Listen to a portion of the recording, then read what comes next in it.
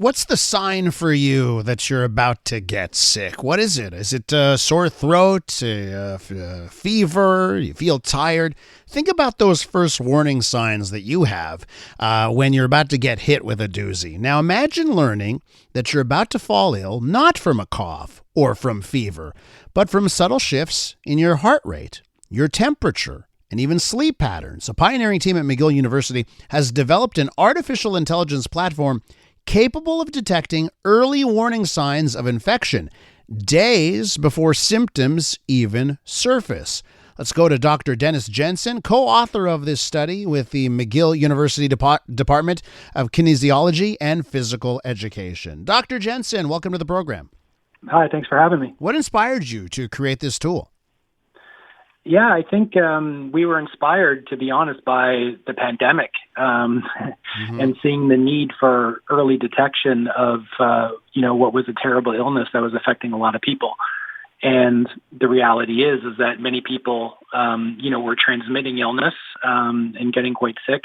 And oftentimes the transmissions of the illness of the COVID infection was occurring in a pre-symptomatic phase. And so we said, well, we know that we can measure people's physiology and using wearable biosensors, things like an Oura Ring or an Apple Watch, or even, smart textiles like a shirt. And the idea is that we figured that, and we've proven that we can measure subtle changes in, as you mentioned, things like heart rate and heart rate variability and breathing rate during sleep, for example, and those can indicate the physiological changes that are occurring when somebody's battling say a virus. And so we basically trained an artificial intelligence model to use the wearable signals like heart rate and things like that from these commercially available rings and watches to detect inflammation coming from an illness. And, I'm all for good things coming out of the pandemic. Far too many bad things came out of that. So if we could get something good out of it, I'm all in favor of that. Let me just ask you about, the technology you're referencing here, right? Smartwatches. I wear a smartwatch. I have an Apple Watch on me, right? And I know a lot of people that wear smartwatches or these new rings. Are they good enough? Like the sensors that are coming on commercial devices, are they good enough to do what you're hoping to do here?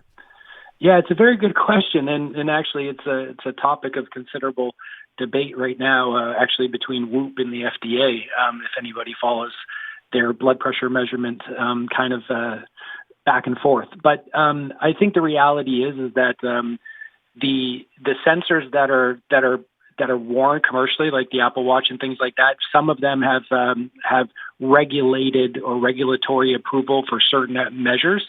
Others are not. We chose sensors that are, near clinical grade, but not necessarily completely validated. But I think the important thing is that when you're using the approach that we took is that if you're wearing a ring or a watch or a shirt or any of these textiles, if you happen to have one, or you can certainly buy one, is that whether there's a little bit of variability between, say, a clinical grade sensor and one that you would buy off the shelf, is that you're still learning the physiology in yourself day after day after day after day, right? Mm-hmm. That's the way that we built the model. So we train the model to learn how a person is when they're not ill and when they don't have a virus and when they're not inflamed. And then when we expose them to a mild influenza vaccine to basically create a mild infection, is that we were able to track changes from their normal physiology, which the commercially available sensors can certainly do quite well. So at the top of the list, what are those signals from the body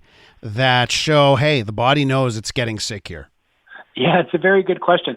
If you actually look at the results of our study, the individual things that you would normally think of if you're getting sick, so if a temperature, having a fever, maybe like a rise in your heart rate and all of those things, individually, any one of those things were pretty unremarkable. Let's say for heart rate rose by about 2 beats a minute. Well, that's an unremarkable thing. Clinically, you wouldn't consider that. The variability in your heart rate decreased by a few percent, not particularly relevant. Temperature might have risen by half a degree.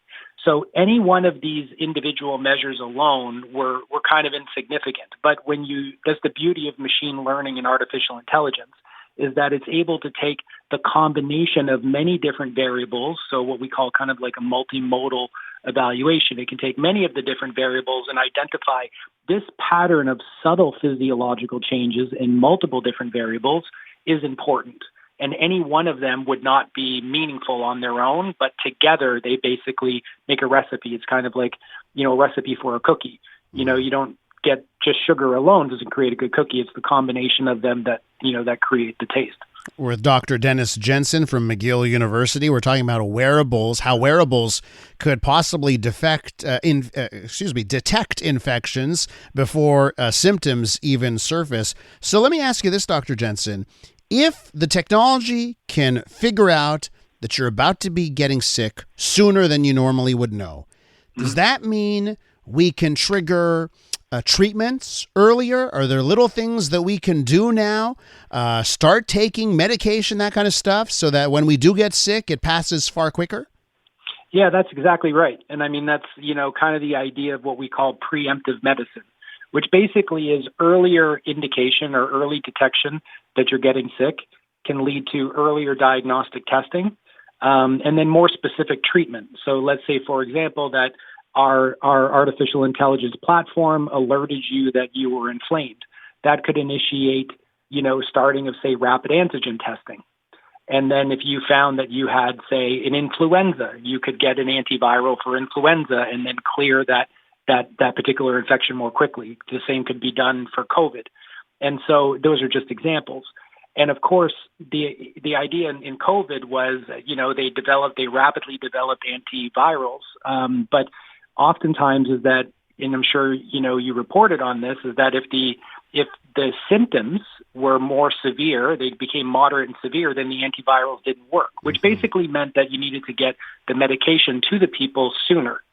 So it's the early identification that can lead to earlier treatment and basically minimize or mitigate or prevent the downstream effects. And we think this is particularly relevant for people that, are maybe older and more vulnerable. So people that have, emphysema or bronchitis, or they're living with severe asthma, or they have autoimmune disorders where an inflammation or an infection, whether viral or bacterial, can, really compromise their health in a significant way. What do you want to do with this technology? Because in my mind, I want to take it right to Silicon Valley and sell it, because I'm sure like a wearable technology maker would love to advertise the so-and-so watch, the only one that can tell you you're getting sick 3 days before earlier, So what do you want to do with this tech?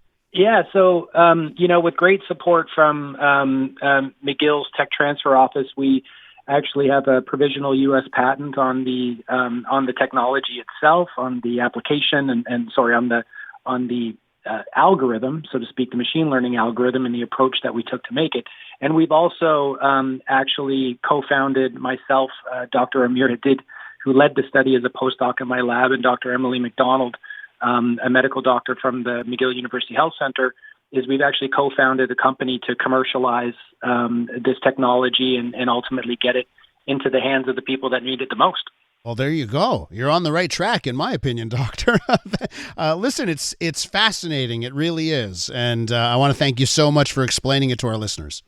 Thank you so much for having me. I appreciate it. That's Dr. Dennis Jensen. He co-authored this study. He's out of McGill University in the Department of Kinesiology.